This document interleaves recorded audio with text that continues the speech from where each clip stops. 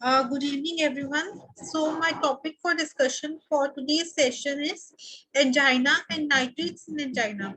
Basically, I will discuss with you what is angina, what are the various types of angina, and what are the clinical signs and symptoms of angina. And then I will discuss with you nitrates in angina, the use of nitrates in treatment of angina, that is the mechanism of action, uses, adverse drug reactions, and drug interactions with you, and pharmacological actions of nitrates. Now, what is angina? Angina pectoris is a syndrome characterized by sudden, severe, heavy, pressing substernal chest pain, heaviness, which is the pressing substernal chest pain or heaviness, which may radiate to the neck, jaw, back, and arms. And it is associated with diaphoresis, that is sweating, breathlessness, and nausea. The primary cause of myocardial infarction or angina is insufficient oxygen delivery, decrease in oxygen delivery, and increase in myocardial oxygen demand. And this angina can last from 6 seconds to minutes, up to 15 minutes it can last. Now, types of angina can be classical angina, which is stable angina, and then unstable angina can be there, or Prinzmetal's or vasospastic angina or variant angina. These are the various types of angina. Now, what is myocardial infarction? What is it? It is the ischemic necrosis. It is the coronary thrombosis or necrosis of the portion of the coronary artery, which becomes permanently dead. Means there is irreversible damage occurs to the coronary artery, and there is thrombosis formation, and there is necrotic uh, tissue formation, ischemic necrosis in the coronary artery, which leads to myocardial infarction. There is complete occlusion of the coronary artery. Stable angina is what? It is the exertional angina, typical or classical angina, angina of effort, or atherosclerotic angina. It can be called as exertional angina, or it can be called as classical or typical angina, or angina of effort, means which occurs during the exercise, during the stress, during the common cold temperature, or in emotion, or in heavy eating. When we have eaten more, then it can precipitate. This is the classical or stable angina. In this, there is atherosclerosis formation, and which will lead to ischemic transient ischemia, which leads to reduced oxygen delivery. Ischemia occurs, and it increases the oxygen demand also. And there is subendocardial crunch formation in the stable angina. Therapeutic goals are they increase the myocardial blood flow. By increasing the myocardial blood flow by dilating the coronary blood vessels like arteries and arterioles, we can increase the oxygen delivery. We can decrease the cardiac workload by decreasing the preload and afterload, and thus we decrease the oxygen demand, or we can decrease the heart rate by decreasing the oxygen demand. So these are the various goals, therapeutic goals in the treatment of stable angina. Unstable angina is which occurs during the exercise, which is also known as pre-infarction angina, means pre-myocardial infarction angina, crescendo angina, or angina at rest, which occurs at rest. In this, there is the atheroma formation in the blood vessel, thrombosis formation in the blood vessel, and there is rupture of thrombosis, and platelet clots are formed in the blood vessel. This there are platelet formation, platelet aggregation takes place, rupture of the plaque is there, atherosclerotic plaque, and which will obstruct the coronary blood vessel, and it is associated with myocardial infarction. Therapeutic goal is we can inhibit the platelet aggregation and thrombolysis. We can cause thrombolysis, we decrease the thrombus formation and platelet clot formation. Antiplatelet drugs can be given, which increase the oxygen delivery, and we can decrease the cardiac load, decrease oxygen demand, or we can also vasodilate the coronary arteries, increasing the oxygen delivery. These are the various therapeutic goals in unstable angina which occurs at rest. There is coronary plaque, thrombus, atherosclerotic plaque rupture takes place, platelet formation takes place, and thrombus formation takes place. Vasospastic angina or Prinzmetal's angina or variant angina, it is the transient vasospasm of the coronary blood vessels, and it is associated with the underlying atheromas. It may occur during the rest or sleep. Chest pain may develop at rest. And it may also occur in hypertrophic myocardiopathy or in aortic stenosis or in obstruction of the coronary artery. This can occur. There is decreased vasospasm of the coronary vessels is a therapeutic rationale. We will vasodilate the coronary blood vessels. Vasospasm is reduced, which is achieved by calcium channel blockers, which are 70% more efficacious and increase the oxygen delivery. This is the coronary artery image. This is the normal artery. See, this is the normal artery and this is the conducting vessel. In exercise, it increases in size. Dilatation of the arteries takes place. Flow is increased in resistance vessel also and in conducting vessel also. In classical angina, this is in the staple angina. There is atherosclerosis formation. So the flow is not increased. There will be atherosclerosis formation in the coronary blood vessels. Flow is not increased. Atheroma formation takes place, and in variant angina, there will be vasospasm in exercise, spasm of the coronary blood vessel. So there will be decrease in the diameter of the coronary blood vessel. So less blood flow will be there to the area, myocardial area. This is the normal, classical, and variant angina. So how the angina can be classified, the ischemic heart disease can be classified. It is coronary thrombosis or necrosis of the coronary artery occurs. There is a complete loss, necrotic tissue develops, complete occlusion of the coronary artery occurs. There is the myocardial infarction. And transient coronary ischemia is the angina pectoris. It is the transient coronary ischemia. It can be due to atherosclerosis and exertion or due to acute vasospasm. Due to atherosclerosis and due to exercise, there can be typical angina, which is stable angina.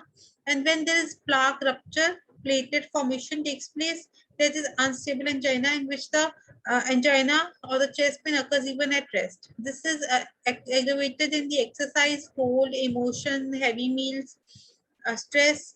This is even at rest and sleep, the plaque rupture takes place and platelet aggregation takes place. So atherosclerosis occurs and unstable angina develops. Acute vasospasm is the vasospasm of the coronary artery leading to variant angina or Prince-Mettels angina or vasospastic angina.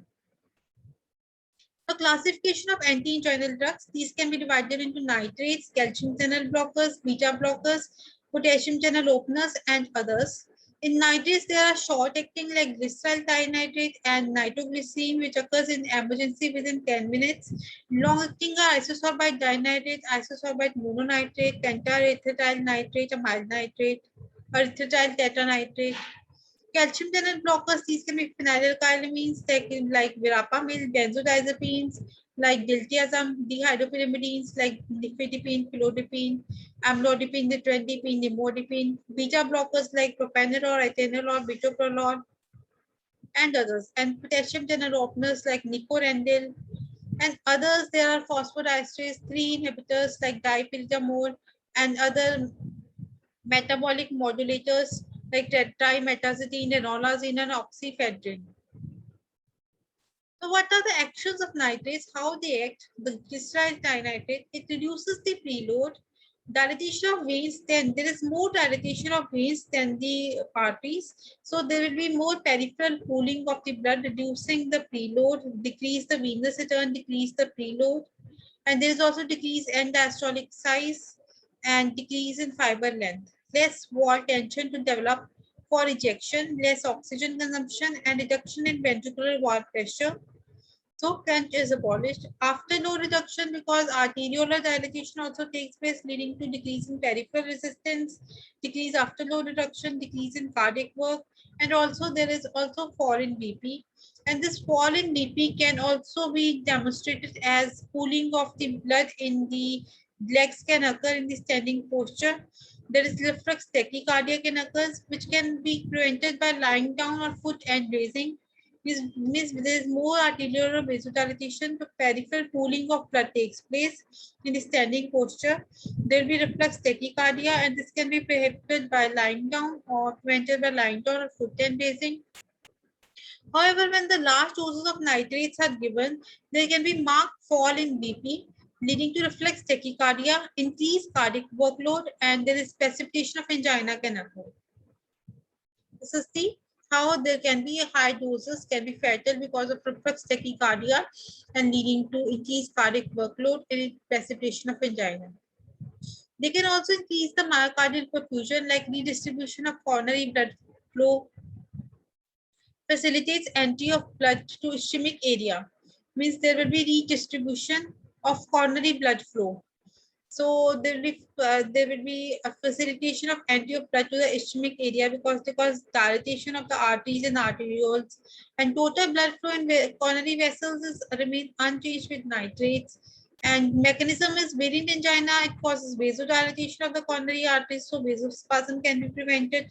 Classical angina, it reduces the preload and afterload, so it can lead to a reduction in heart rate and reduction in cardiac load, and it also increases the exercise tolerance. This is the mechanism of angina relief of nitrates. Other actions, they can cause cutaneous vasodilatation, so they can cause flushing and syncope, and they can also increase the dilatation of the meningeal vessels leading to headache, and there can be compensated splanchnic and renal blood flow is reduced. This is the mechanism of action of nitrovasodilators nitrates. That is, nitrates, they get converted by glutathione as transferase or by aldehyde dehydrogenase, mitochondrial aldehyde dehydrogenase to nitric oxide. This nitric oxide activates the guanylate cyclase, and this guanylate cyclase in turn converts GTP into cyclic GMP. And this cyclic GMP again activates the protein kinase,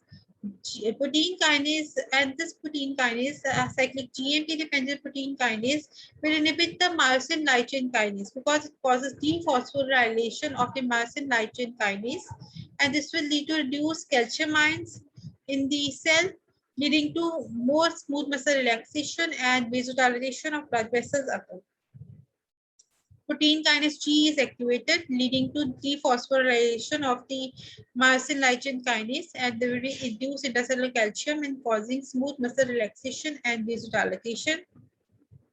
This is how nitrates act. They will dilate the arterioles, so there will be reduction in the afterload by decreasing the resistance, peripheral resistance, and decreasing the arterial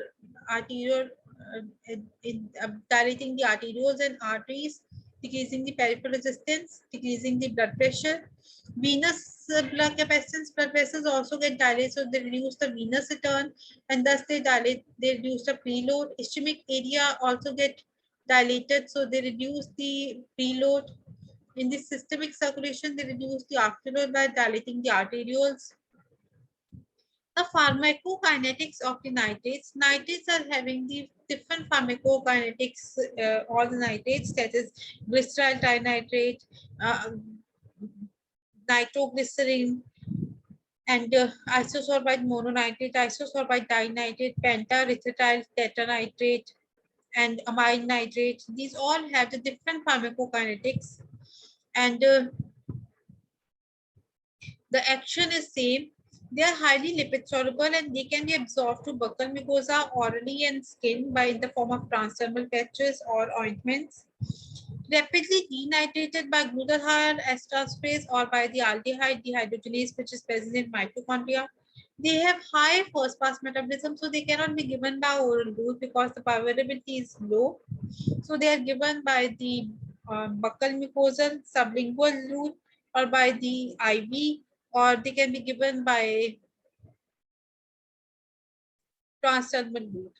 Now, isosorbide mononitrate, it is not having the high first pass metabolism, it is having minimum first pass metabolism, so it can be given orally. And others like dinitrate, isosorbide dinitrate, and nitroglycerin, they can be given sublingually transdermal patch to avoid the first pass effect. High blood flow disease can affect the pharmacokinetics of glyceryl dinitrate and isosorbide dinitrate. This high blood flow and disease can affect the pharmacokinetics of the glyceryl dinitrate and isosorbide dinitrate. Now, this is the how this is a half-life, plasma clearance, effluent volume distribution, and oral bioavailability differs with the glyceryl dinitrate, isosorbide dinitrate, and isosorbide mononitrate. And this isosorbide mononitrate is the longest acting drug. This is the nitroglycerin. Its sublingual tablet is having 2 minutes of onset of action and duration of action is 25 minutes. And the oral sustained release tablet is having onset of action 35 minutes and um, duration of action is 4 to 8 hours. Transdermal, the onset of action is 30 minutes and duration of action is 8 to 14 hours. And isosorbide dinitrate sublingually it is 5 minutes onset of action and duration of action is 1 hour. Oral sustained release, slow release tablet will have the action 30 minutes of the onset of action, duration of action 8 hours. And it is available only in the isosorbide mononitrate is available only in the oral slow release form. So it will be 30 minutes onset of action and 12 hours, which is the longest acting drug. It is the 12 hours is the duration of action. What are the adverse drug reactions of the nitrates? So nitrates, they have the, they cause the vasodilatation. So they will lead to fall in BP and they will reflex tachycardia. So orthostatic hypotension, postural hypotension, reflex tachycardia can occur. There can be dilatation of the cranial blood vessels leading to throbbing headache and dizziness. Flushing can occur because of cutaneous vasodilatation. Methemoglobinemia can occur. They can act on the nitrates can attach to the iron of the hemoglobin leading to methemoglobinemia, and rashes can occur, and there can be patients with it is contraindicated in patients with increased intracranial pressure. Drug interaction is with the phosphodiesterase 5 inhibitors, that is sildenafil, tadalafil, vartalafil. These are used for erectile dysfunction, and these inhibit the phosphodiesterase enzyme, that is cyclic GMP. Will not be converted into 5' GMP. So levels of cyclic GMP increases. So there will be more inhibition of light chain myosin kinase and more smooth muscle relaxation and vasodilatation. Aggravated vasodilatation can lead to hypotension. Aggravated hypotension, postural hypertension can occur. So these nitrates also, they also cause vasodilatation. So these phosphodiesterase inhibitors should not be given within 6 hours of taking the nitrovasodilator, that is nitrates.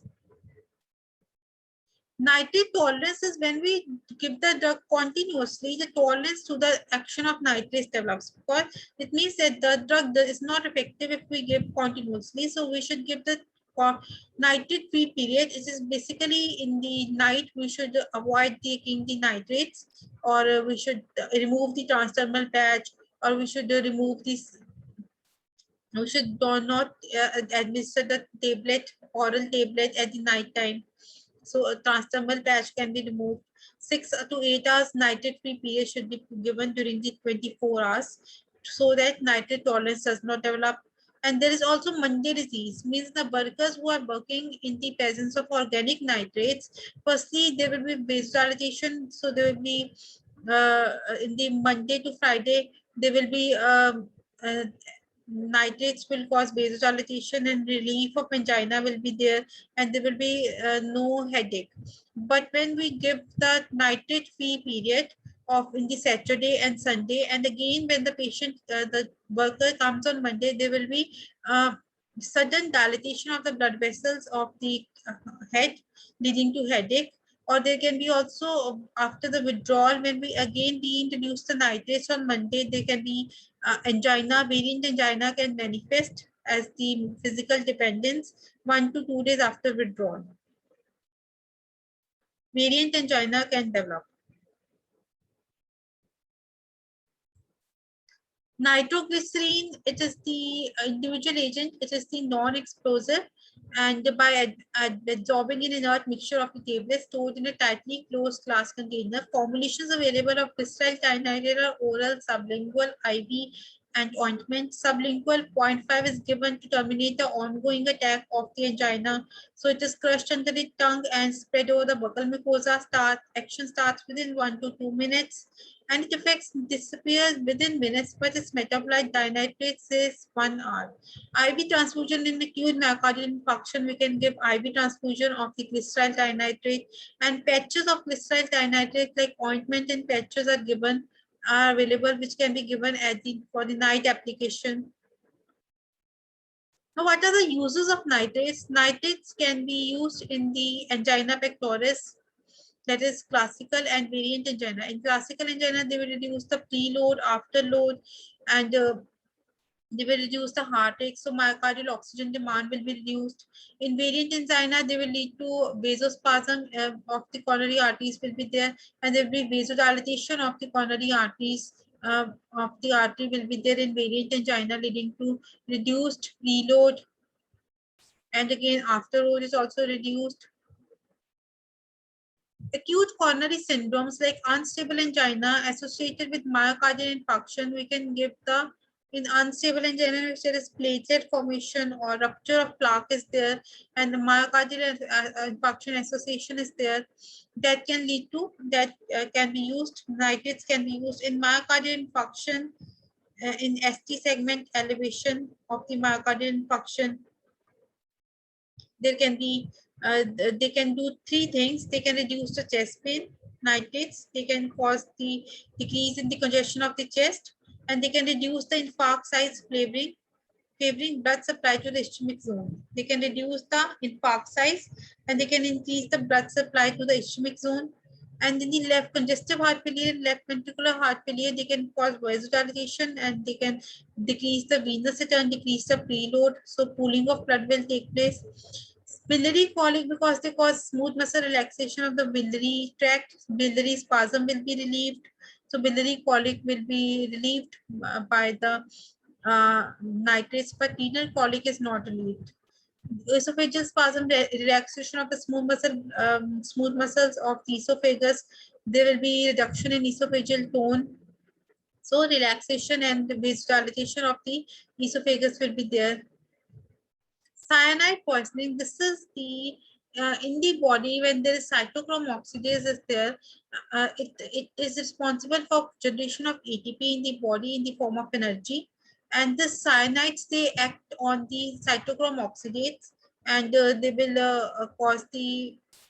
will cause a stoppage of the energy formation. When nitrates are given, they combine with the cyanides, nitrates, like amyl nitrate is given, it will combine with the cyanides, so they will not attach to the cytochrome oxidase. So no no blockage in the energy production will take place, and this will produce methemoglobin. Nitrates, when form when they combine with the cyanide, they will form methemoglobin, and this methemoglobin will get converted into cyanomethemoglobin, and the cyanomethemoglobin is the toxic product, which is very toxic. So we give sodium thiosulfate to make it to exchange the sulfate group with the cyanide. So sodium thiocyanate will be formed, and the sodium thiocyanate is the water soluble product, and it can be easily excreted in the kidney, and it is non-toxic metabolite. So we can get free from the cyanomethemoglobin, and this we can also give nowadays, we can also give the cyanocobalamin, hydroxycobalamin, which is vitamin B12. It will combine with cyanide and forms the cyanocobalamin, which is the vitamin B12 formulation, and it is the antidote of cyanide. It can be given as the treatment of cyanide poisoning. This is the atheromatous plaque, and this is the normal arteriolar tone, and this is the fully dilated arterioles, and this is the atheromatous plaques here. This is blood flow to normal area of the myocardium, and when in the coronary artery disease, the blood flow to ischemic area of the myocardium is reduced. But when we give the nitrates, the increased blood flow to the ischemic area takes place because collaterals, they get dilated, so they increase the blood flow to the ischemic area, and blood flow to the normal area of myocardium is also full, and blood flow to the ischemic area is also full, which is the effect of the nitrates. Now, what are the beneficial effects of nitrates? That is, they decrease the ventricular volume. Ventricular volume is decreased. They decrease the arteriolar pressure because they decrease the dilatation of the arteries. So arteriolar pressure will be decreased, and they decrease the injection time. So this is in reduced myocardial oxygen demand requirement is there, because a vasodilation of the epicardial coronary blood vessels, so relief of coronary artery spasm is there. They increase the collateral flow, they improve the perfusion to ischemic myocardium, and they decrease the left ventricular diastolic pressure, so they improve the subendocardial perfusion. They will improve the subendocardial perfusion.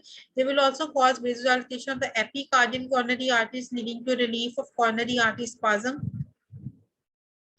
Potential disadvantages are that they cause vasodilation of arteries and veins, so there will be reflex tachycardia, reflex increase in contractility, leading to increased oxygen demand can occur if we increase the dose of nitrates, and decreased diastolic perfusion time due to tachycardia will be there. Diastolic perfusion time will be decreased when there is tachycardia, increase in heart rate, that will lead to decreased myocardial perfusion. That will lead to decreased myocardial perfusion. So that's all for nitrates. Hope you understood. Happy learning. Thank you.